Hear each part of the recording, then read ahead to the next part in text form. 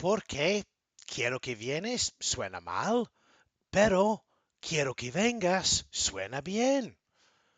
Why does Spanish suddenly change the verb like that? Well, this is the subjunctive, and it's not as complicated as people make it out to be. Yes, I'm tackling this in my first long form video on this channel. Here's the core idea. In Spanish, there are two ways of presenting actions. One is for facts, the other is for things that are not presented as solid reality. That's it. No hay nada más. Voy a terminar la grabación ya. Ciao. No pasa nada. Es una broma. Okay, let's take off. The normal forms, what most learners start with, are for things you're stating as real, as factual. Think of the plus infinitive chunks. Necesito, quiero, tengo que, acabo de, voy a. The subjunctive is used when the action is more uncertain, influenced, or depending on something else. Think of the subjunctive as that sort of je ne sais quoi in Spanish, or the no sé qué feeling. It's not about what is, it's about what could be, what might be, or what someone wants to be. So instead of thinking new tense, new rules, new panic, think, is what you're saying being presented as a fact or not? If you've been told the subjunctive is a mood, no wonder it doesn't stick, because you can't really feel a mood in real time, but you can feel this. This is a fact I am asserting, or is it something that's at a distance from reality? You'll very often see this sentence structure. Part 1 of the sentence plus que plus part 2. For example, quiero que vengas. Necesito que me ayudes. What's happening here is two people are involved. One person is expressing something, a desire, a need, something that's not real. And the second action, well, you see, it's not a fact. It's something imagined, requested, or expected. So Spanish changes the verb. Quiero que vienes becomes quiero que vengas. If you've ever said quiero que vienes, what you've done is translate directly from English. It makes sense in English, but Spanish doesn't work like that. Spanish marks that second action as non-factual, so the verb changes. Quiero que vienes becomes quiero que vengas. So here's the good news. This isn't random. Spanish uses this structure in a few very predictable situations. Think of these as patterns to recognize, not rules to memorize. To really unlock this, watch this to the end, okay? And maybe revisit this first part of the video again, because I'll really try to unlock this for you. So, something like quiero que, necesito que, prefiero que, that's wanting something from someone.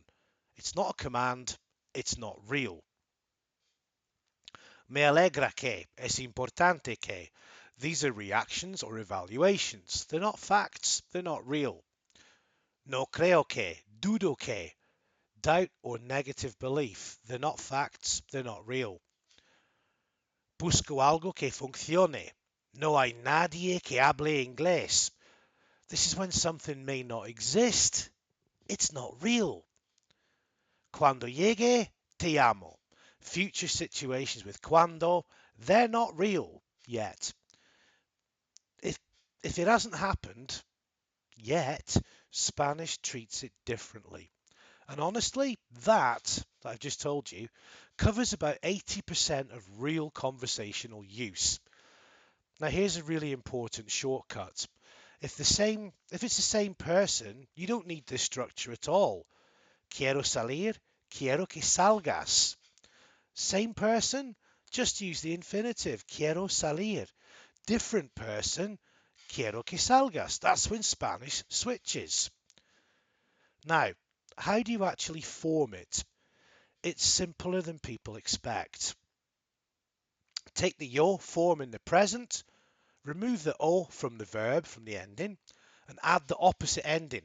By opposite, I mean ER and IR verbs. Well, they take the AR endings, and AR verbs, well, you add the ER endings to those. So hablo becomes hable, vivo, viva, tengo, tenga, hago, haga, digo, diga. That's it. There's no drama. If the yo form is irregular, the subjunctive follows it. You already know the irregular yo forms, so there's nothing new to learn here. You just need to redeploy or reframe what you already know. And here's the key. You've already seen these forms before, even if you didn't realize it. Have you ever heard que tengas un buen día? Que haga buen tiempo? That's it. Same form, same pattern. Stem changes, well, they stay. Pensar, piense. Dormir, duerma. You don't need to memorize hundreds and hundreds of forms. You need to recognize the patterns. That's a much easier job.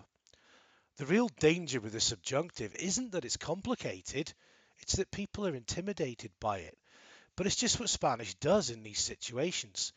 And once you start noticing influence, reactions, doubt, non-existence, future situations, you'll hear this everywhere. It's a distancing tool. It distances you from fact. And when you hear it enough, it stops being a rule and it starts feeling natural. Now, this is a Spanish lesson, but I'm going to continue in English now to help you unlock Spanish subjunctives. But here's the thing. You already use a subjunctive in English regularly. You just don't notice it. Most people think the subjunctive is something exotic, something complicated, something Spanish invented to make your life difficult, something you might have studied and dreaded in French or even in Latin classes. But what if I told you English has the subjunctive too? This is great. This is a real eye-opener. So the difference is Spanish waves flags and blows trumpets when it uses the subjunctive. English just quietly changes a verb and pretends nothing happened. So what is it in English? Well, the subjunctive is used for things that are not confirmed, not real, hypothetical, desired, or demanded. In other words, the language that sits slightly outside of reality, same idea as Spanish. Listen to this. I insist that she be on time. They suggested that he go alone. It's essential that everyone listen carefully. Something strange is happening here. We don't say she is. I insist that she be on time. We don't say he goes. They suggested that he go alone. We don't say everyone listens. It's essential that everyone listen carefully. The verb has been stripped back. No S, no change, just the base form, and that's the subjunctive. And here's the key. You've heard this your entire life. You've just never labeled it. You've definitely seen it in phrases like, God save the king, heaven forbid, be that as it may, long live the queen. Now, these do sound kind of formal, perhaps even a bit archaic. That's because they're leftovers from when English used this structure much more openly. So when does English use it today? Very similar situations to Spanish. Necessity. It's important that. Recommendation. I suggest that. Demand. They insist that. So, it's important that he be here. Es importante que esté ahí. Or aquí, whatever. I suggest that she go now. Sugiero que ella vaya ahora. They insist that he leave immediately. Insisten que él se vaya inmediatamente. English really has the same idea that you'll see in Spanish with the subjunctive. In Spanish, just like English, we're not talking about what is, but what should happen. That's the je ne sais quoi, the no sé qué feeling. Now, In English, there's also a past version, but it's much simpler than it sounds. It's basically one form, were, for all subjects, I, she, and it in these examples. If I were younger, if she were here, I wish it were possible. That were is not, well, not really normal. We'd usually say was, but this is the subjunctive marking something unreal. Here's where it gets interesting. Most native speakers don't even use this consistently anymore. You'll hear if I was younger instead of if I were younger. And in British English especially, we often soften everything with should. I insist that he should be informed. Same concept, different style. The underlying idea is identical. So what does that mean for you as a learner? Simple.